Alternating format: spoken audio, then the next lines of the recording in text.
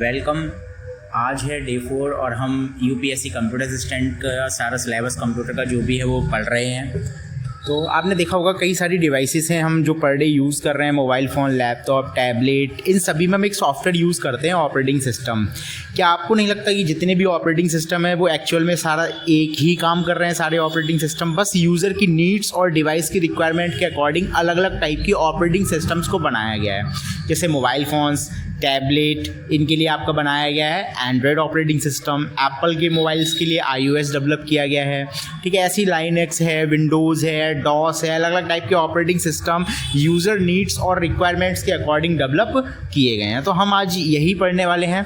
तो हम आज पढ़ने वाले हैं सबसे पहले लाइनक्स के बारे में। तो देख लेते हैं लाइनक्स क्या है। एक छोटा सा इंट्रोडक्शन यहाँ पर दिया है। लाइनक्स जो है वो free and open source operating system है। जब मैंने ऑपरेटिंग सिस्टम का ये टॉपिक स्टार्ट किया था तो मैंने आपको स्टार्टिंग बताया था ओपन सोर्स ऑपरेटिंग सिस्टम क्या होते हैं। वह ऑपरेटिंग सिस्टम जो फ्री में अवेलेबल होते हैं यूज़र्स के लिए, और इनका जो कोड होता है, सोर्स कोड, वो पब्लिक के लिए ओपन रहता है। वो उसमें अपनी रिक्वायरमेंट के अकॉर्डिंग कोई भी चेंजेस वगैरह कर सकते हैं। Operating system modelled on Unix. ये किस पर मॉडल्ड है? यूनिक्स पर बेस्ड है आपका लाइनक्स ऑपरेटिंग सिस्टम। आगे है, it was originally developed by Linus Torvalds. इसको डेवलप किया था लाइनस बेनेडिक्ट टोरवाल्ड्स ने। कब? इन द ईयर 1991 में डेवलप किया था and has since become one of the most widely used operating system in the world. और ये वर्ल्ड में सबसे ज़्यादा यूज़ किया जाने वाला ऑपरेटिंग सिस्टम है। ये इसको क्यों जाना जाता है? तो इसकी जो स्टेबिलिटी है, सिक्योरिटी है, फ्लेक्सिबिलिटी है, इसकी वजह से। और लाइनक्स का जो यूज़ है वो हम सर्वर के लिए करते हैं, डेस्कटॉप्स में करते हैं, मोबाइल डिवाइसेस, एम्बेडेड सिस्टम्स वगैरह में इसका यूज़ किया जाता है। तो लाइनक्स ऑपरेटिंग सिस्टम बेसिकली हम देखें तो सिक्योरिटी के पर्पज़ से बहुत ज़्यादा सुरक्षित है और इसी वजह से हम यहाँ पर यूज़ करते हैं इसका सर्वर्स में। कहाँ यूज़ करते हैं? सर्वर्स वगैरह में। तो नेक्स्ट आगे देखते हैं। तो फीचर्स ऑफ लाइनक्स। लाइनक्स के फीचर्स क्या क्या है? तो देखो, मैंने आपको बताया था कि कोई भी ऑपरेटिंग सिस्टम जो भी टास्क कर पा रहा है, जैसे मल्टीटास्किंग कर रहा है, ओपन सोर्स है, ठीक है ना, तो ये सारे के सारी इसके क्या होते हैं? फीचर्स होते हैं। तो ऑपरेटिंग सिस्टम जो भी चीज़ हमें प्रोवाइड कराता है ना, बेसिकली वो सारे ही उसके फीचर्स होते हैं।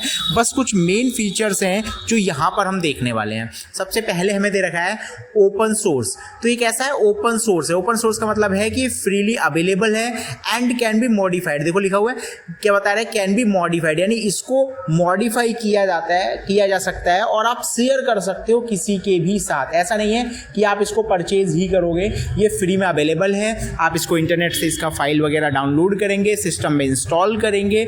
अगर आपको कोडिंग वगैरह आती है तो इसके सोर्स कोड में अपनी रिक्वायरमेंट के अकॉर्डिंग आप चेंज भी कर सकते हो और आप उसे फ्री में किसी के साथ भी शेयर कर सकते हो। नेक्स्ट आता है multi user and multi tasking. तो मल्टी यूज़र मैंने आपको बताया था क्या होता है? एक ऐसा ऑपरेटिंग सिस्टम जिसमें एक बार में एक से अधिक यूज़र्स जो हैं वो कोई भी टास्क परफॉर्म कर सकते हैं, ठीक है। और मल्टी टास्किंग का मतलब क्या हो गया? कि वो मल्टीपल टास्क परफॉर्म कर सकते हैं। क्या कर सकते हैं? मल्टीपल टास्क परफॉर्म कर सकते हैं। MS-DOS, आप लोग कमेंट में बताइएगा, MS-DOS जो है ये किस टाइप का ऑपरेटिंग सिस्टम था?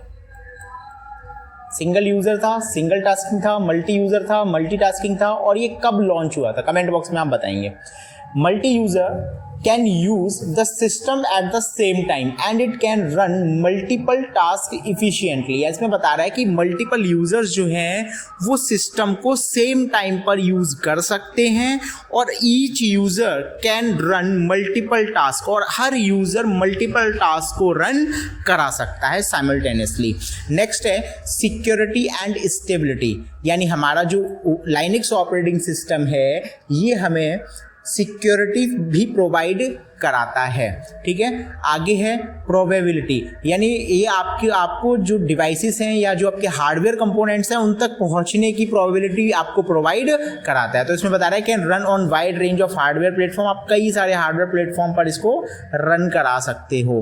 फिर है कस्टमाइजेबिली, यानी इसका जो डिस्ट्रॉस है, डिस्ट्रॉस किसे बोलते हैं? जो डिस्ट्रीब्यूशन हुआ है लाइनक्स का, आप उसमें कोई भी चेंजेस अपने अकॉर्डिंग, अपनी नीड के अकॉर्डिंग कर सकते हो, यानी कस्टमाइज कर सकते हो। तो इसमें लिखा हुआ है उपयोगकर्ता अपनी अपनी आवश्यकताओं के अनुसार विभिन्न लिनक्स विवरण या जिसको डिस्ट्रो या डिस्ट्रीब्यूशंस बोलते हैं चुन सकता है और उसमें अपने हिसाब से कोई भी चेंज कर सकता है। अब यहाँ पर डिस्ट्रो क्या होते हैं, तो जो डिस्ट्रीब्यूशंस होते हैं वो लाइनक्स के कई सारे हैं, जैसे रेड हैट हो गया, उबंटू हो गया, ठीक है। तो यहाँ पर आपके कई सारे डिस्ट्रो यानी डिस्ट्रीब्यूशंस हैं जिनका यूज आप अपनी सुविधा के अनुसार आपकी रिक्वायरमेंट के अकॉर्डिंग आप कर सकते हैं। आगे देखते हैं, नेक्स्ट हमारा लाइनक्स डिस्ट्रीब्यूशन या डिस्ट्रॉस। लाइनक्स के डिस्ट्रीब्यूशंस क्या कौन कौन है, तो जैसे मैंने आपको बताया उबंटू है, ये आपका यूजर फ्रेंडली डिस्ट्रीब्यूशन है, ग्रेट फॉर बिगिनर्स, ये जो बिगिनर्स है ना सीख रहे हैं लाइनक्स को उनके लिए सबसे बेस्ट है और ये सबसे ज़्यादा यूज होता है डेस्कटॉप एंड सर्वर्स में। सर्वर्स क्या होते हैं तो आपको पता होगा, जैसे हम कोई एप्लीकेशन यूज़ कर रहे हैं, कोई वेबसाइट यूज़ कर रहे हैं तो उनका सारा डाटा किसी एक पर्टिकुलर किसी एक सिस्टम पे स्टोर करा जाता है, तो सिस्टम को हम बोलते हैं सर्वर, तो उनमें हम उबंटू का यूज़ कर रहे हैं, ठीक है। नेक्स्ट हमारा फेडोरा। फेडोरा में बता रहे हैं cutting edge distro back by red hat non for using the latest technologies, यानी जो लेटेस्ट टेक्नोलॉजीज हैं उनमें हम इसका यूज करते हैं। फिर आता है डेबियन, ठीक है। तो उबंटू जो है ना वो आपका डेबियन बेस्ड ही आप कह सकते हो उसको। Stable and reliable distribution often used as a base for other distros like Ubuntu. मैंने क्या बताया कि आपका जो उबंटू है वो इसी पर बेस्ड है, तो एक आपका कैसा है डिस्ट्रीब्यूशन, एक आपका रिलायबल है। रिलायबल आप कह सकते हो कि भरोसेमंद है, जिसे हम क्या करते हैं उबंटू जो है वो इसी के आधार पर उपयोग किया जाता है। किसके आधार पर, डेबियन के आधार पर। फिर आता है हमारा आर्च लाइनक्स।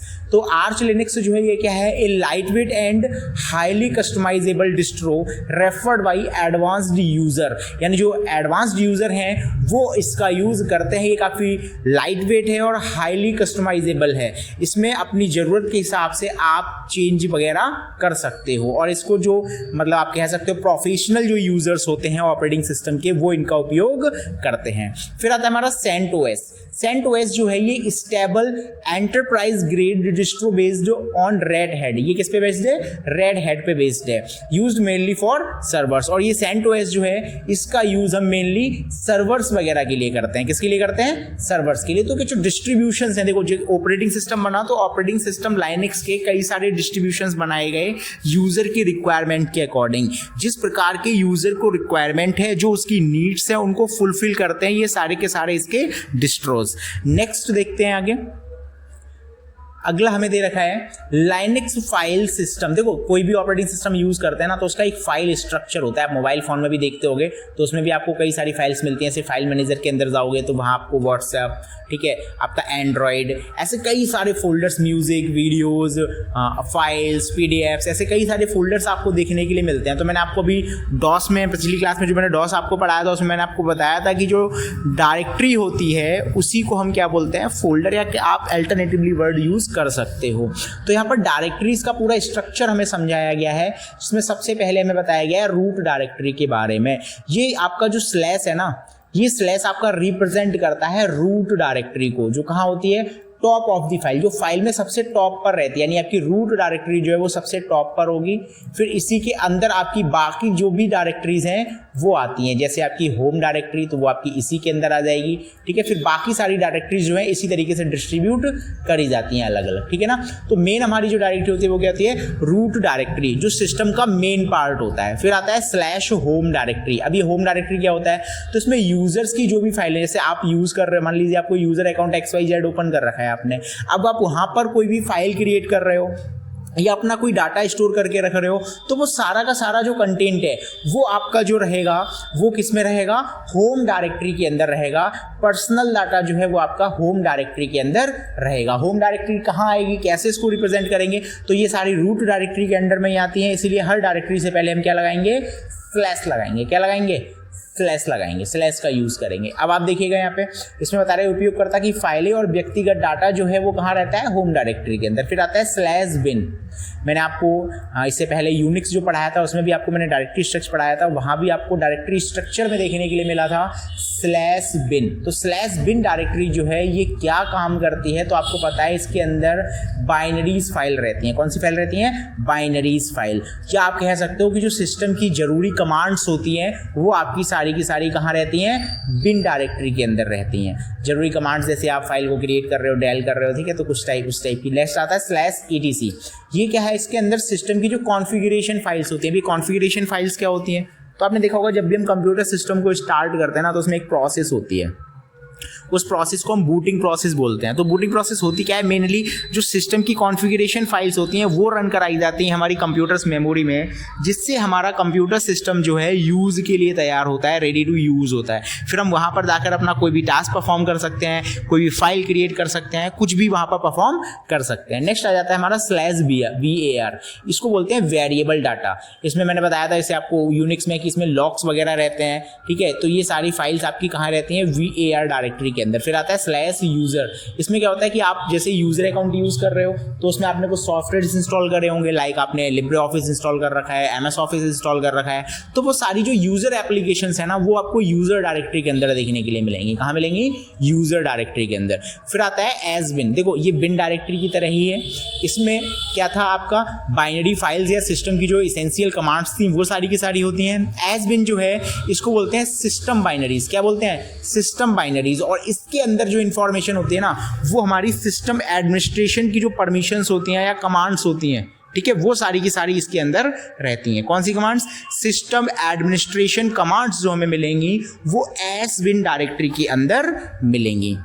नेक्स्ट देखते हैं हम, अगला हमें दे रखा है /tmp। इसके अंदर क्या होता है, जो टेम्परेरी फाइल्स होती हैं। टेम्परेरी फाइल्स क्या होते हैं, तो आपने देखा होगा हम इंटरनेट वगैरह यूज़ करते हैं, तो जब भी आप किसी पर्टिकुलर वेबसाइट पे जाते हो तो कुछ अननेसेसरी फाइल्स हमारे सिस्टम में ऑटोमेटिकली सेव होने लग जाती हैं। या हम कोई पर्टिकुलर सॉफ्टवेयर यूज़ कर रहे हैं, उसकी कुछ अननेसेसरी फाइल्स हैं, किसी पर्टिकुलर वेबसाइट पे गए, वहाँ से हमने कुछ डाउनलोड किया, तो कुछ टेम्परेरी फाइल्स हमारी सिस्टम में आ जाती हैं जिनका यूज़ हमें करना तो नहीं है बट वो हमारे सिस्टम में आ गई हैं। तो वो कहाँ स्टोर होंगी, तो वो सारी की सारी इस पर्टिकुलर डायरेक्टरी के अंदर स्टोर होंगी। फिर आता है /dev। तो इसके अंदर जितनी भी डिवाइस फाइल्स होती हैं, जैसे हार्डवेयर डिवाइसेस हमारे पास होती है ना, प्रिंटर हो गया, ठीक है, तो उनसे रिलेटेड जो फाइल होंगी, स्कैनर हो गया, जॉयस्टिक हो गया, लाइट पेन हो गया, माउस हो गया, कीबोर्ड हो गया, और भी आपकी कई सारी इनपुट आउटपुट डिवाइसेस, तो वो जो हार्डवेयर कंपोनेंट्स हैं ना उनसे रिलेटेड जो फाइल्स होंगी वो सारी की सारी /dev डायरेक्टरी के अंदर स्टोर होती हैं। नेक्स्ट आता है /lib। तो इसके अंदर क्या होता है, लाइब्रेरीज होती हैं। क्या होती हैं, लाइब्रेरीज। जैसे इसेंशियल शेयर्ड आपका लाइब्रेरीज और कर्नेल मॉड्यूल। जो कर्नेल का मॉड्यूल मैंने आपको बताया था, लाइनक्स जो है वो किस पर बेस्ड है, कर्नेल पे बेस्ड है। किस पर बेस्ड है, कर्नेल। मैंने यूनिक्स में भी बताया था कि यूनिक्स जो है वो किस पर बेस्ड है, उसका जो कोर है वो क्या है, कर्नेल है। अब आप सभी को पता है कि कर्नेल क्या काम करता है, कर्नेल जो है एक ब्रिज का काम करता है यूजर एंड हार्डवेयर कंपोनेंट के बीच में। जैसे हम यूज कर रहे हैं सिस्टम को और हार्डवेयर हमारा माइक्रो प्रोसेसर हो गया, मेमोरीज हो गई, और हमारी कमांड आपकी सारी की सारी इनपुट आउटपुट डिवाइसेस हो गई, तो ये सारे हमारे हार्डवेयर कंपोनेंट्स। तो कर्नेल जो है वो हमारे और हमारे हार्डवेयर कंपोनेंट्स के बीच में ब्रिज का काम करता है, जिसकी मदद से हम अपनी डिवाइसेस को कंट्रोल कर पाते हैं। तो कर्नेल मॉड्यूल जो है वो आपका कहाँ स्टोर होता है, लिव डायरेक्टरी के अंदर। किसके अंदर, लिव, जिसकी फुल फॉर्म लाइब्रेरीज होती है। नेक्स्ट है /mnt। अब ये mnt क्या है, तो इसके अंदर आपकी जो टेम्परेरीली माउंटेड फाइल सिस्टम्स होती हैं, माउंटेड फाइल्स होती हैं कुछ, वो सारी की सारी आपकी इसके अंदर रहती हैं। नेक्स्ट आता है /opt। ये आपका ऑप्शनल या एडिशनल सॉफ्टवेयर पैकेज इसके अंदर आते हैं। मतलब वो सारे सॉफ्टवेयर पैकेज जो हमें ज़रूरत तो नहीं है लेकिन वो हमारे लिए कैसे हैं, सिस्टम के लिए ऑप्शनल हैं, ठीक है, तो वो सारे के सारे OPT डायरेक्टरी के अंदर आपको देखने के लिए मिलेंगे। अगला आता है /proc। ये आपका वर्चुअल फाइल सिस्टम है जो कर्नेल की सारी इंफॉर्मेशन प्रोवाइड कराने का काम करता है। किसको, कर्नेल को। Virtual file system with process and kernel information, यानी इसके अंदर सिस्टम की सारी प्रोसेस और कर्नेल को प्रोवाइड कराने के लिए जो इंफॉर्मेशन है वो सारी की सारी प्रोसेसिंग डायरेक्टरी के अंदर होती है। नेक्स्ट आता है हमारा /root। तो ये आपकी होम डायरेक्टरी होती है ऑफ द रूट यूजर के लिए कौन सी होगी, होम डायरेक्टरी। नेक्स्ट आता है /srv। तो इसमें जो सर्विस प्रोवाइडेड होती है सिस्टम के द्वारा, जो सिस्टम आपको सर्विसेज प्रोवाइड कराता है डिफरेंट टास्क परफॉर्म करने के लिए, वो सारी की सारी आपकी जो डायरेक्टरीज या फाइल्स जो होती हैं वो srv डायरेक्टरी के अंदर स्टोर होती हैं। नेक्स्ट दे रखा है हमें बेसिक लाइनक्स कमांड्स। देखो मैंने आपको डॉस की कमांड्स को प्रैक्टिस करके दिखाया था। डॉस में आपने कई सारी कमांड्स को यूज़ किया था, ठीक है, और डॉस में हमने जैसे dir, copycon, copy, ठीक है, MB, RMDIR, MKDIR, ऐसे हमने बहुत सारी कमांड्स यूज़ करी थी। अब यहाँ पर भी सेम कमांड्स हैं, जैसे एक कमांड आपको दे रखी है PWD।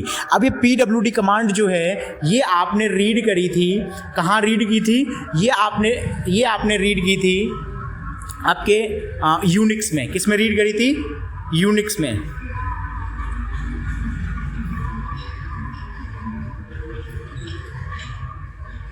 किस में रिकॉर्ड करी थी?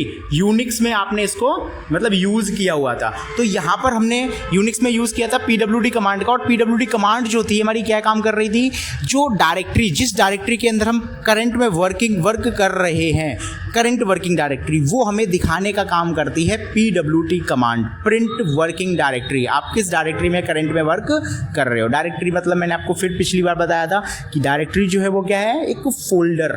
तो किस फोल्डर में आप वर्क कर रहे हो करंट में, वो आपको इसके अंदर दिख जाता है। ठीक है, इसके बाद हमारा आ जाता है LS कमांड। कौन सा कमांड? LS command. तो LS कमांड जो है इसका यूज़ करते हैं लिस्ट फाइल्स एंड डायरेक्टरीज को देखने के लिए। जैसे हम DOS में यूज़ कर रहे थे DIR कमांड, इसका यूज़ कर रहे थे DIR कमांड का। ठीक है, तो यहाँ पर हम किसका यूज़ करेंगे? यहाँ पर हम यूज़ करेंगे LS। LS वही कमांड है जो आपने यूनिक्स में पढ़ी थी कि लिस्ट शो कराता है फाइल्स एंड डायरेक्टरीज का। सेम CD कमांड ये आपने DOS में भी पढ़ी है, यूनिक्स में भी पढ़ी है, लाइनक्स में भी है। फिर MKDIR ये आपने DOS में भी रीड करी थी, यूनिक्स में भी करी थी, लाइनक्स में भी है। RM कमांड भी सेम है।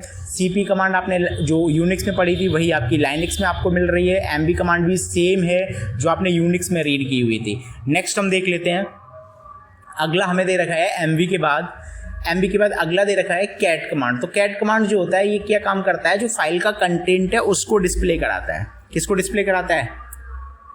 फाइल के कंटेंट को। अच्छा, आप लोग बताइएगा कि MS-DOS जो था इसमें फाइल कंटेंट को शो करने के लिए हम किस कमांड का यूज़ करते हैं फाइल का कंटेंट शो कराने के लिए। मैंने DOS वाला जो पिछला क्लास है, ठीक है, उसमें मैंने आपको सारी कमांड्स DOS की बताई हुई थी विद प्रैक्टिकल भी करके दिखाया था। तो आप लोग बताएंगे हम फाइल कंटेंट को MS-DOS में देखने के लिए किस कमांड का यूज़ करते हैं, यानी कौन सी कमांड सिमिलर होती है MS-DOS की कमांड के। तो एग्जाम में इस तरीके के क्वेश्चन आते हैं और पूछे भी जाते हैं कि आप जो है फाइल को अगर देखना चाहते हो तो DOS की कौन सी सिमिलर कमांड है जो कैट कमांड की तरह यूज़ होती है। तो आप उसके लिए आपको पता होना चाहिए वो कमांड कौन सी है। तो कमेंट बॉक्स में आप तुरंत के तुरंत बताएंगे। नेक्स्ट आ जाता है हमारा टच। तो टच जो है क्रिएट एन एम्प्टी फाइल और अपडेट टाइम स्टैम्प। अब यहाँ पर टच जो है ये क्या करता है, एक एम्प्टी फाइल क्रिएट करने का काम करता है। क्या करता है?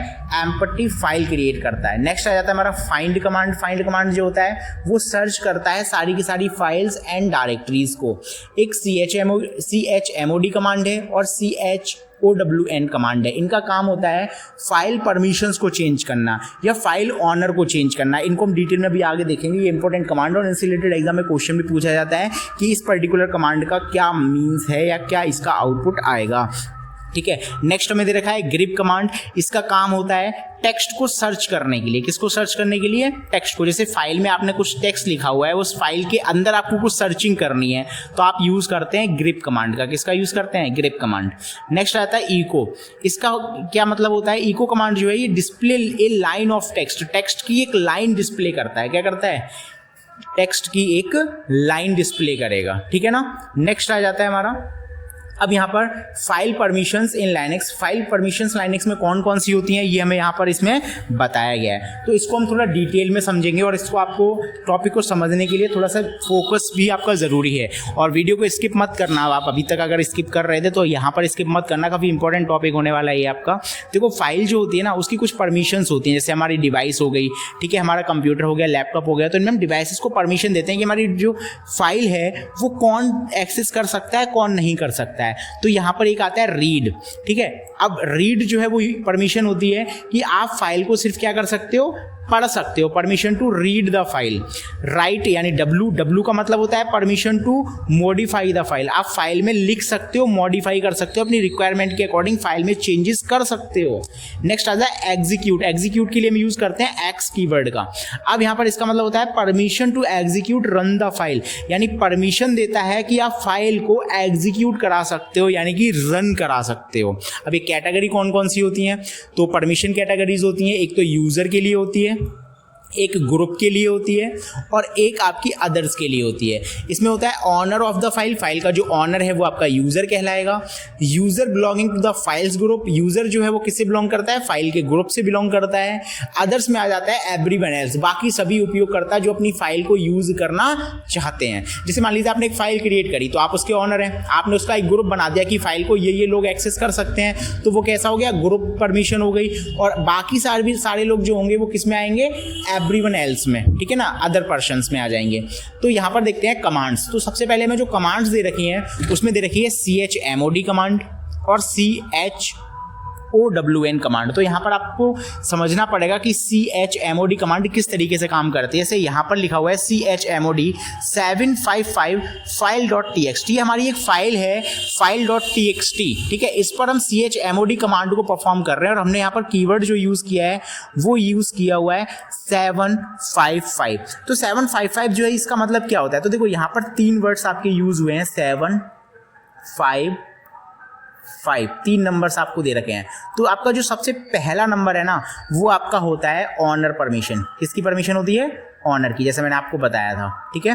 फिर इसके बाद जो सेकंड वाला है वो हमारा होता है ग्रुप परमिशन के लिए। किसके लिए होता है, ग्रुप परमिशन, जो मैंने अभी आपको टेबल दिखाई थी ना, बिल्कुल सेम वही सारी चीज़ें मैं आपको यहाँ पर डिटेल में एक्सप्लेन कर रहा हूँ, अच्छे से देखिएगा। और जो थर्ड परमिशन है ये हमारी अदर परमिशंस हो जाती हैं। कौन सी परमिशंस हो जाती हैं, अदर परमिशंस। अब इसको समझिएगा ध्यान से, ठीक है। तो मान लीजिए एक ऑनर है, ठीक है। अब ऑनर को आपने परमिशन दे रखी है, वैल्यू दे रखी है 7, ठीक है। और जो ग्रुप है उसको परमिशन दे रखी है 5 और जो अदर परमिशन है उसमें दे रखा है 5। अब ये 5, 7 इनका मीन्स क्या है, तो आपको बाइनरी नंबर सिस्टम अगर आता होगा तो आपको पता होगा कि 7 का जो बाइनरी होता है ना 111 होता है। क्या होता है, 111, ठीक है।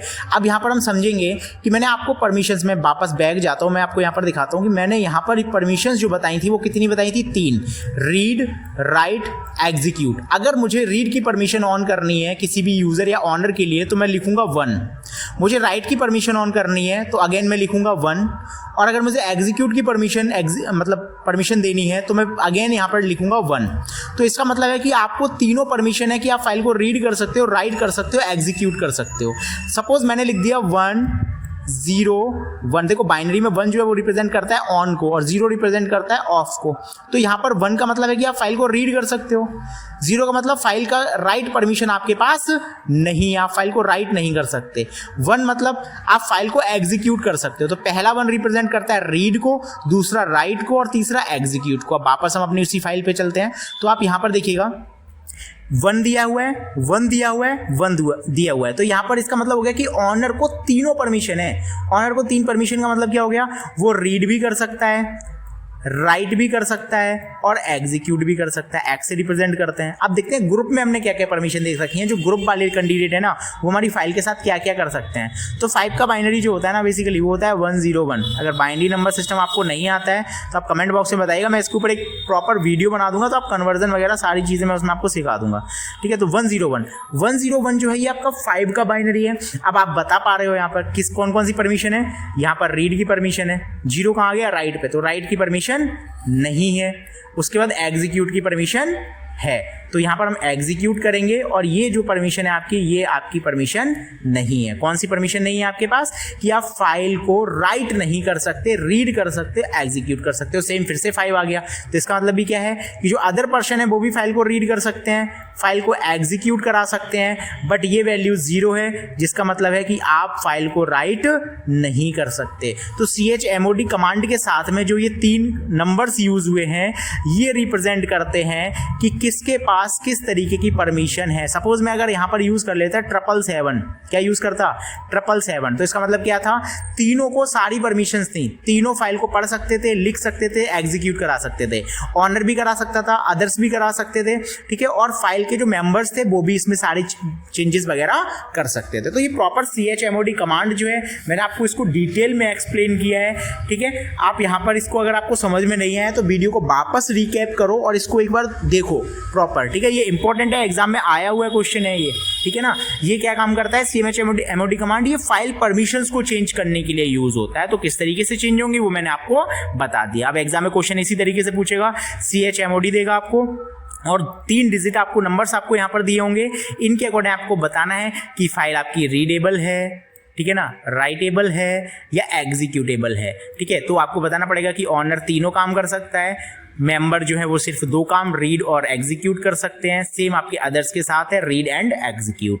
चलिए नेक्स्ट देख लेते हैं। अगर आपको समझ में नहीं आया तो प्लीज़ आप वीडियो को रिकैप करें, उसके बाद दोबारा से इसको देखें, फिर आप आगे बढ़ें। ठीक है, नेक्स्ट क्वेश्चन, नेक्स्ट आ जाता है बेसिक टर्मिनल शॉर्टकट्स। अब यहाँ पर देखो जो उबंटू है ना, इसमें हम शॉर्टकट्स वगैरह यूज़ करते हैं बेसिकली। अभी शॉर्टकट्स कुछ ऐसा तो है नहीं कि मैं आपको यहाँ पर एक बार बताऊंगा आपको सारी चीज़ें पता हो जाएंगी, आप याद कर लोगे, तो आपको इनको देखना पड़ेगा। बाकी जो PDF है मैं आपको अपने टेलीग्राम चैनल पर हर वीडियो की PDF आपको प्रोवाइड कराता रहता हूँ, तो आप वहाँ से जाके इसको एक्सेस कर सकते हो। तो सबसे पहले हमें दिया है Alt+Ctrl+T, तो इसका काम होता है टर्मिनल को ओपन करना। अभी टर्मिनल क्या है, तो जहाँ आप कमांड्स वगैरह यूज़ करेंगे ना, जो पीछे हमने सारी कमांड्स पढ़ी हुई है, CHMOD कमांड, ये बाकी की सारी MKDIR, RM command, MB command, CP command, then वो सारी कमांड्स आप टर्मिनल पर ही यूज़ करते हो। तो टर्मिनल ओपन करना है आपको, सिंपली कीबोर्ड से शॉर्टकट प्रेस करना है, Alt+Ctrl+T, आपका टर्मिनल ओपन हो जाएगा। नेक्स्ट आ जाता है हमारा Ctrl+L। तो Ctrl+L जो है इसका काम होता है जो भी आपने कमांड्स लगा रखी हैं उसको क्लियर करने के लिए। जैसे टर्मिनल में आपने कमांड्स दे रखी हैं, आप उसे क्लियर करना चाहते हैं, आप प्रेस करेंगे Ctrl+L। Ctrl+C जो है इसका काम होता है कैंसिल करंट कमांड। आपने जो कमांड अभी एग्जीक्यूट करी है ना करंट में, अगर आप उसे कैंसिल करना चाहते हो देन आप यूज़ करेंगे Ctrl+C। Ctrl+Z, देखिए अब यहाँ पर इसको अंडू के साथ मतलब आप कंपैरिजन मत कराइएगा, क्योंकि Ctrl+Z जो है वो बाकी सॉफ्टवेयर में से अंडू के लिए यूज़ होती है, लेकिन यहाँ पर क्या है, यहाँ पर आपका जो प्रोसेस है उसको बैकग्राउंड में भेजने के लिए इसका यूज़ होता है। नेक्स्ट आ जाती है Ctrl+D। तो Ctrl+D जो होता है वो लॉग आउट करता है आपको टर्मिनल से। कहाँ से लॉग आउट करेगा, टर्मिनल से लॉग आउट कर देगा। टैब को अगर आप ट्वाइस प्रेस करते हो तो क्या होता है, ऑटो कंप्लीट फाइल नेम और कमांड, यानी जो फाइल नेम या कमांड है वो आपकी ऑटो कंप्लीट हो जाती है आपको टैब की अगर 2 बार प्रेस करते हो। ठीक है ना। Ctrl+R, तो इसमें बता रहा है सर्च प्रीवियस कमांड। अगर आप प्रीवियस कमांड जो यूज़ कर चुके हो ना, अगर आपको वो कमांड एक्सेस करनी है तो आप यूज़ करते हैं Ctrl+R। ठीक है ना। नेक्स्ट अगला आ जाता है Ctrl+A। अब Ctrl+A आपने देखा होगा बाकी सॉफ्टवेयर्स में तो ये ऑल सेलेक्ट करने का काम करता है ना, लेकिन यहाँ लाइनक्स का जब पूछा जाएगा तो फिर आपको बताना पड़ेगा कि बेसिकली लाइनक्स की शॉर्टकट की नहीं पूछता है। लाइनक्स का जो भी पूछेगा कमांड्स वगैरह पूछेगा, ये मैं आपको एक्स्ट्रा इन्फॉर्मेशन प्रोवाइड करा रहा हूँ, आपको बस थोड़ा सा इस पर एक बार देखना है। ये मूव करता है कर्सर को बिगिनिंग में। Ctrl+E ये क्या काम करता है, कर्सर को एंड में पहुँचाने का काम करता है। जैसे आपने लाइन में कर्सर यहाँ पे है, ठीक है, आपको शुरुआत में आना, आप प्रेस करेंगे Ctrl+A यहाँ आने के लिए, और अगर आपका कर्सर शुरुआत में, आप लास्ट में जाने के लिए प्रेस करेंगे Ctrl+E। Ctrl+U इसका काम होता है कि आपके कर्सर से क्या करता है, सब कुछ कट कर देता है, cut everything before cursor. Cursor से पहले जो कुछ भी आपने लिखा होगा, जैसे मेरा कर्सर यहाँ पर है इस जगह पे और मैंने यहाँ पर यूज़ किया Ctrl+U, तो कर्सर से पहले जो कुछ भी था वो सारा का सारा क्या हो जाएगा, हट जाएगा। Ctrl+K, ठीक है ना। और इसका काम होगा, जैसे कर्सर मेरा यहाँ पर है तो कर्सर के बाद जो कुछ भी लिखा हुआ है वो सारा का सारा डिलीट कर देगा। Ctrl+Y, Ctrl+Y जो है ये आपका पेस्ट करता है जो आपने कट किया है, ठीक है, जो कट किया था आपने उसको पेस्ट करेगा। Alt+B ये कर्सर को मूव कराता है एक वर्ड पीछे की तरफ। Ctrl+F ये कर्सर को फॉरवर्ड की तरफ भेजता है, मतलब आगे की तरफ भेजेगा। कितना, एक वर्ड मतलब जैसे कर्सर हमारा यहाँ मूव पर है, मैंने यूज़ किया Alt+F तो मेरा कर्सर मूव के बाद आ जाएगा। ठीक है, अगर मेरा कर्सर यहाँ मूव से पहले है और मैंने प्रेस किया, ये यहाँ से यहाँ जा रहा था, इसमें क्या होगा, बैकवर्ड यानी पीछे की तरफ आएगा। किससे आएगा, Alt+B से, तो कर्सर आपका यहाँ आ जाएगा। ठीक है, नेक्स्ट हम देख लेते हैं अगला हमें दे रखा है मल्टीटास्किंग एंड टैब्स, यानी मल्टीटास्किंग और टैब्स के लिए हम किसका यूज़ करेंगे, यानी GUI बेस्ड कमांड है आपकी। देखो आपको पता है कि आपका जो लाइनक्स है ये GUI ऑपरेटिंग सिस्टम है, तो इसमें आइकन्स वगैरह भी मिलते हैं, तो आइकन्स या विंडो के बीच में स्विच करने के लिए ये शॉर्टकट लगभग आपके सेम है। ठीक है, जो आपके विंडोज़ में होते हैं, जैसे Alt+Tab एक विंडो से दूसरी विंडो पे जाने के लिए, Alt+F4 किसी भी विंडो को क्लोज करने के लिए, Alt+Ctrl तो स्विच बिटवीन डेस्कटॉप्स के बीच में। देखो जैसा कि आपको पता है कि ये आपका मल्टी यूज़र है, कैसा है, मल्टी यूज़र, तो अगर आप आपने मल्टीपल डेस्कटॉप्स ओपन कर रखे हैं तो कर सकते हैं इसमें ओपन। अब आप उनके बीच में स्विच करना चाह रहे हो, देन आप यूज़ करोगे Ctrl+Alt+Arrow।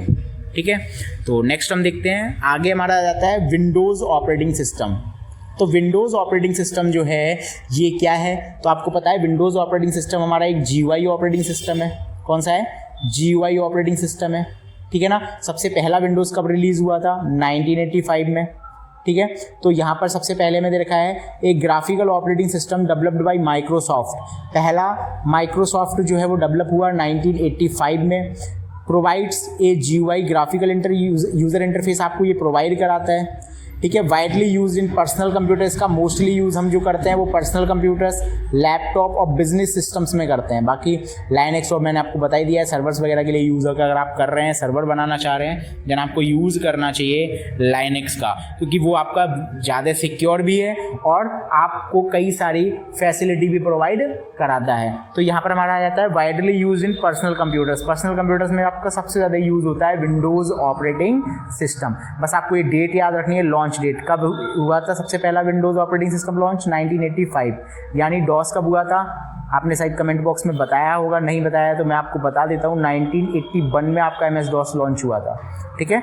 नेक्स्ट हम देख लेते हैं, अगला हमें दे रखा है फीचर्स ऑफ विंडोज़। विंडोज़ के फीचर्स क्या क्या हैं? तो सबसे पहला, इसका जो ग्राफिकल यूज़र इंटरफेस है ना वो काफ़ी यूज़र फ्रेंडली है। कैसा है? यूज़र फ्रेंडली, यानी यूज़र्स आसानी से इसको यूज़ कर सकते हैं। सीखने के लिए कोई बहुत ज़्यादा स्ट्रगल की ज़रूरत नहीं है, बहुत ज़्यादा रॉकेट साइंस नहीं है कि आपको विंडोज़ ऑपरेटिंग सिस्टम सीखने के लिए प्रॉपर कहीं क्लास ज्वाइन करना पड़ेगा या कुछ भी। ये सेम बिल्कुल वैसा ही, जैसे आप एंड्रॉयड ऑपरेटिंग सिस्टम यूज़ करते हो ना, तो क्या आप उसे कहीं सीखने के लिए गए थे? नहीं, आपने फ़ोन लिया, यूज़ किया, यूज़ करते करते आपको सारी चीज़ें आ गई। देन सिमिलरली इसका इंटरफेस भी इतना ही ईजी है कि आप जो है इसको आसानी से सीख सकते हो, ठीक है ना। तो ईजी यूज़र इंटरफेस यानी कि GUI इंटरफेस जो है वो काफ़ी सिंपल है। मल्टीटास्किंग को सपोर्ट करता है, फाइल एंड फोल्डर्स मैनेजमेंट करता है, security with password protection and firewall वगैरह आपके एंटीवायरस की तरह काम करता है, जो अनऑथराइज्ड एक्सेस को आपके सिस्टम में ब्लॉक करने का काम करता है। बाकी इसमें आप पासवर्ड लगा सकते हो, आपने देखा होगा अगर आपके पास विंडोज़ PC है तो आप उसमें पासवर्ड वगैरह भी लगा सकते हो। सिमिलर जैसे आप मोबाइल फ़ोन में एक पासवर्ड लगा देते हो, जब भी मोबाइल फ़ोन को आप अनलॉक करते हो देन आपको वो पासवर्ड प्रॉपर देना पड़ता है, या फिंगरप्रिंट सेंसर का यूज़ कर लेते हो आप, ठीक है। Support for a wide range of applications, यानी आप इसमें एप्लीकेशंस की वाइड रेंज को ये सपोर्ट करता है। जैसे आप MS ऑफिस यूज़ कर पा रहे हो, आप पर्टिकुलर कोई वेब ब्राउज़र इंस्टॉल कर सकते हो, उसको यूज़ कर पाते हो। आप पर्टिकुलर कोई लैंग्वेज जैसे पाइथन, C, जावा जो भी आप यूज़ करना चाहते हो इसमें यूज़ कर सकते हो। तो बहुत सारे एप्लीकेशंस को ये सपोर्ट करता है। ऐसा नहीं है कि, ऐसा बहुत ही कम है कि कोई पर्टिकुलर एप्लीकेशन है वो आपसे ये कहे कि मैं विंडोज़ में रन नहीं होऊंगा। रीज़न है उसका, क्योंकि विंडोज़ का आप ये समझ लो जो मार्केट है ना वो लगभग 90% में अप्रोक्स बता रहा हूँ। आप ये वैल्यूज़ तो मत जाइएगा कि सर आपने 90% बताया था, ये तो 98 है, 97 है, तो वो जो भी है वो आप देख लीजिएगा। बट अप्रोक्स 90% जो मार्केट है ना आज वो विंडोज़ का है। 90% लोग जो है वो विंडोज़ ऑपरेटिंग सिस्टम यूज़ कर रहे हैं। अब बेसिकली मान लीजिए आप सॉफ्टवेयर डेवलपर हो, तो आप जो सॉफ्टवेयर बना रहे हो उसमें आप ये सोचोगे कि हम जो है ना ज़्यादा से ज़्यादा ऑडियंस को टारगेट करें। किसको टारगेट करें? ज़्यादा से ज़्यादा ऑडियंस को। आप एक डेस्कटॉप सॉफ्टवेयर बना रहे हो, आप डेवलपर हो, आप एक डेस्कटॉप सॉफ्टवेयर बना रहे हो और आप सोच रहे हो कि मैं ज़्यादा से ज़्यादा ऑडियंस को टारगेट करूँ, तो उस कंडीशन में आपको देखना पड़ेगा कि आपका जो सॉफ्टवेयर है ना वो विंडोज़ ऑपरेटिंग सिस्टम को मस्ट सपोर्ट करना चाहिए। अगर इसको सपोर्ट नहीं करेगा तो आपका फिर ऑपरेटिंग सिस्टम जो है वो रह जाएगा सिर्फ किसके लिए? मैक OS के लिए। अब मैक OS कहाँ यूज़ होता है? आपको पता है एप्पल के कंप्यूटर्स में, और ये एप्पल के कंप्यूटर्स सभी के पास नहीं है। बाकी जो विंडोज़ है वो आपको हर घर में देखने के लिए मिल जाएगा। तो आप कोई भी सॉफ्टवेयर डेवलप करेंगे तो सीधी सी बात है आप उसको किसके लिए बनाएंगे कि वो विंडोज़ ऑपरेटिंग सिस्टम में रन होना चाहिए। अब आप सेम अगर आप मोबाइल फ़ोन के लिए कोई सॉफ्टवेयर बना रहे हैं तो आप क्या देख कर बनाएंगे उसको कि आपका जो सॉफ्टवेयर है वो एंड्रॉयड पे सपोर्ट करना चाहिए, क्योंकि मोस्टली जो यूज़र्स हैं आज वो एंड्रॉयड के ज़्यादा हैं कंपैरिजन टू iOS। तो आपने देखा होगा कोई भी एप्लीकेशन आता है वो सबसे पहले एंड्रॉयड के लिए आता है, iOS के लिए बाद में उसको चेंजेसमेंट करके डेवलप करके आगे iOS वगैरह के लिए लॉन्च किया जाता है। तो जो भी सॉफ्टवेयर्स आते हैं वो बेसिकली विंडोज़ के लिए ही लॉन्च करे जाते हैं। तो यहाँ पर आपका सबसे ज़्यादा सॉफ्टवेयर्स को ये सपोर्ट करने वाला है, ठीक है। Advantages of Windows OS। Windows OS के एडवांटेजेस क्या क्या हैं? नंबर 1 तो यही हो गया कि ये यूज़र फ्रेंडली है, आपको आसानी से सीख सकते हो, आप इसमें कई सारे सॉफ्टवेयर्स यूज़ कर सकते हो, है ना। आप ऐसा कुछ नहीं है कि आपको प्रॉपर कोई सॉफ्टवेयर इंस्टॉल करना है तो उसके लिए अलग ऑपरेटिंग सिस्टम नहीं होगा चाहिए होगा, नहीं। आप विंडोज़ में जितने भी सॉफ्टवेयर चाहो ना सारे के सारे आपके लगभग वर्क करते हैं, रेगुलर अपडेट्स फ्रॉम माइक्रोसॉफ्ट के रेगुलर अपडेट्स आपको मिल सकते हैं, बशर्ते आपके पास जो विंडोज़ है ना वो आपका जेन्युइन विंडो होना चाहिए। कैसा होना चाहिए? जेन्युइन। अब आपके पास जेन्युइन विंडो है नहीं, आपने कहीं से कॉपी करके पेस्ट कर रखा है, देन आपको उसमें अपडेट्स वगैरह में प्रॉब्लम आ सकती है। स्ट्रॉन्ग कम्युनिटी सपोर्ट, आपको इसमें सपोर्ट वगैरह भी मिल जाता है, आपको कोई हेल्प चाहिए कस्टमर केयर, वो सारा सपोर्ट आपको अवेलेबल रहता है। आपके सिस्टम में कोई प्रॉब्लम आ रही है आप तुरंत उसको देख सकते हो। डिसएडवांटेजेस ऑफ विंडोज ओएस, इसके डिसएडवांटेजेस क्या क्या हैं? तो इसमें वायरसेस का खतरा रह जाता है। क्यों? क्योंकि ये पर्टिकुलर जैसे लाइनक्स हमारा था ना, ये बहुत ज़्यादा सिक्योर था, ये उतना सिक्योर नहीं है। आपको इसमें अलग से एंटीवायरस इंस्टॉल करना पड़ेगा अगर आप वायरसेस और मालवेयर से बचना चाहते हो तो। पेड लाइसेंस रिक्वायर्ड, इसका परचेज करना पड़ता है, इसको आप फ्री में यूज़ नहीं कर सकते। बाकी अगर आप लोग यूज़ कर रहे हैं तो आप देखिएगा आपका विंडो जो है ना वो आपका जेन्युइन विंडो नहीं है, वो आपने इधर उधर से कॉपी वगैरह करके या जो भी था आपका फाइल बना के आपने इंस्टॉल किया हुआ है। तो पेड लाइसेंस आपका इसके लिए चाहिए होता है, यानी आपको इसको परचेज करना पड़ेगा। विंडोज़ ऑपरेटिंग सिस्टम यानी माइक्रोसॉफ्ट आपको एक की प्रोवाइड कराएगा, देन आपको वो की अपने सिस्टम में इंस्टॉल करनी पड़ेगी, उसके बाद आप इसको यूज़ कर पाओगे।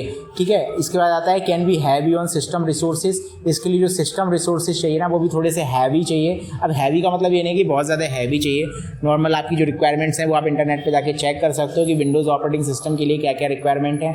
अच्छा, आप लोग बताएंगे करंट में, कमेंट बॉक्स में बताइएगा करंट में कौन सा विंडोज़ का वर्जन अभी करंट में मार्केट में चल रहा है। करंट में जो मार्केट में अभी विंडोज़ का वर्जन है वो कौन सा है वर्जन, ठीक है, और ये कब लॉन्च हुआ था, इसकी लॉन्च डेट क्या थी, ये आपको बताना है। ठीक है ना, लॉन्च डेट क्या है विंडोज़ की, और अभी करंट में जो मार्केट में चल रहा है वो कौन सा विंडोज़ ऑपरेटिंग सिस्टम मार्केट में अवेलेबल है। आप लोग यार पता नहीं क्यों वीडियो को लाइक नहीं करते हो, है ना, और ना ही कोई कमेंट वगैरह रिप्लाई करते हो। तो कमेंट वगैरह आप कीजिए और वीडियो को लाइक करिएगा, ठीक है। इससे मुझे भी लगेगा कि हाँ मेरा वीडियो आपको सच में हेल्प कर रहा है, नहीं कर रहा है, या मैं ऐसी फालतू में ही लगा हुआ हूँ। जैसे कि आप लोग देख रहे हो व्यूज़ वगैरह तो इतने आ नहीं रहे हैं अभी, बट फिर भी आप कोशिश करिएगा कि वीडियो में ज़्यादा से ज़्यादा लाइक करो, और आप जो भी कमेंट में मैं जो भी क्वेश्चन वगैरह करता हूँ उनके आंसर प्लीज़ कोशिश करो देने की। मुझे पता है सिंपल क्वेश्चन होते हैं, ठीक है, आपको लगता है कि क्या इसका आंसर बताऊंगा, बट प्लीज़ आप उसको कमेंट बॉक्स में डालिए, उससे मोटिवेशन मिलता है मुझे थोड़ा सा। ठीक है, नेक्स्ट देख लेते हैं अगला, इंपॉर्टेंट विंडोज शॉर्टकट की। अब ये भाई देखो ये तो इंपॉर्टेंट है, एग्जाम में पूछ लेगा, ठीक है, विंडोज से शॉर्टकट कीज, क्योंकि ये मोस्टली यूज़ हो रहा है और लगभग सभी इसका यूज़ करते हैं। तो Ctrl+C copy, V paste, Ctrl+X cut, Ctrl+Z undo, Ctrl+Y redo, Ctrl+A। अब यहाँ Ctrl+A अलग है, ये किसके लिए है, सिलेक्ट ऑल के लिए। Alt+Tab जो सेम है लाइनक्स की तरह विंडोज़ के बीच में स्विच करने के लिए, ये भी सेम है। Windows+D हाइड द डेस्कटॉप, जैसे अभी मैं Windows+D प्रेस करूँ तो ये मेरा जो भी स्क्रीन पे आपको दिख रहा है ये हाइड हो जाएगा, मैं डेस्कटॉप पे रिटर्न कर जाऊँगा। Alt+Del तो ये क्या करता है, ये आपका सिक्योरिटी या टास्क मैनेजर ओपन करता है। क्या ओपन करता है, टास्क मैनेजर। आपने करंट में जो भी सॉफ्टवेयर वगैरह रन कर रखे होंगे वो सारे के सारे आपको टास्क मैनेजर के अंदर दिखाई देते हैं। ठीक है, आगे नेक्स्ट देख लेते हैं, Windows+E। Windows+E जो है इसका काम है फाइल को, एक्सप्लोरर को ओपन करना है। जैसे आपने Windows+E प्रेस करोगे तो आप अपनी ड्राइव वगैरह किसी भी पर्टिकुलर फोल्डर या किसी फाइल को एक्सप्लोर कर सकते हो। Windows+L ये आपके कंप्यूटर स्क्रीन को लॉक करने का काम करता है। Windows+R run dialogue box open करता है। Windows+I I है, हाँ, Windows+I ये आपकी सेटिंग्स को ओपन करता है। Windows+S ये आपके सर्च बार को ओपन करता है, ठीक है। Windows+P ये प्रोजेक्ट स्क्रीन को ओपन करता है, ठीक है। Windows+Tab ये टास्क व्यू को ओपन करता है। प्रिंट स्क्रीन की या Windows+Shift+S तो ये आपका स्क्रीनशॉट लेने का काम करता है, ठीक है। या तो आप प्रेस कर दें प्रिंट स्क्रीन की या Windows+Shift+S प्रेस कर दें। F2 जो है ये फाइल या फोल्डर को रीनेम करने के लिए। F5 जो है आपकी करंट विंडो को रिफ्रेश करने के लिए। मान लीजिए आपसे एग्जाम में ये भी पूछता है कि वेब ब्राउजर में आपने कोई वेब पेज ओपन कर रखा है, वेब पेज को रिफ्रेश करने के लिए कौन सी शॉर्टकट की आप यूज़ करते हैं, तो आप F5 की यूज़ करते हैं। किसका यूज़ करते हैं, F5 की का, ठीक है। नेक्स्ट देखते हैं अगला, ठीक है। तो आज के लिए इतना ही। बाकी आपको अगर वीडियो पसंद आया तो आप वीडियो को यार लाइक करो और अपने फ्रेंड्स वगैरह के साथ शेयर किया करो, ताकि वीडियोस वगैरह पे थोड़े से जो व्यूज़ हैं वो बढ़े, इंक्रीज़ हो। बाकी आपसे जो भी चीज़ें मैं पूछता हूँ वो आप कमेंट बॉक्स में प्लीज़ यार उसका कुछ रिप्लाई किया करो, ठीक है। और नेक्स्ट टॉपिक जो हम कोशिश करेंगे, आपका नेक्स्ट टॉपिक जो भी इंपॉर्टेंट है वो मैं आपको प्रोवाइड कराने का, वो मैं आपको कल प्रोवाइड कराऊंगा। बाकी अगर आप प्लीज़ यार लाइक करो वीडियो को। लाइक करने में क्या जाता है आपको सिर्फ एक क्लिक करना होता है लाइक पे, ठीक है। आप लाइक पर क्लिक करो, ठीक है, कमेंट बॉक्स में जाके कमेंट्स वगैरह टाइप कर दिया करो यार। इससे बस यही रहता है कि मुझे समझ में आता है कि हाँ आप लोग इंटरेस्टेड हो, आप जो है आपको चीज़ें समझ में आ रही हैं, आप जो है सपोर्ट करना चाह रहे हो, ठीक है। तो मैं आपको आगे वीडियो प्रोवाइड कर, वैसे भी मैं आपको प्रोवाइड कराता ही रहूँगा। बाकी आप प्लीज़ वीडियो को लाइक किया करो और ज़्यादा से ज़्यादा शेयर करो। बाकी जो इसकी PDF है मैं मेरे टेलीग्राम चैनल पर प्रोवाइड करा दूंगा। टेलीग्राम चैनल का लिंक आपको वीडियो के डिस्क्रिप्शन में मिल जाएगा, ठीक है। या फिर आप चाहो तो टेलीग्राम पर जाकर @computer सर्च कर सकते हो, तो वहाँ से आप हमारे टेलीग्राम चैनल को ज्वाइन कर सकते हो। चलिए बाकी फिर हम देखते हैं, नेक्स्ट वीडियो मिलते हैं। थैंक्स।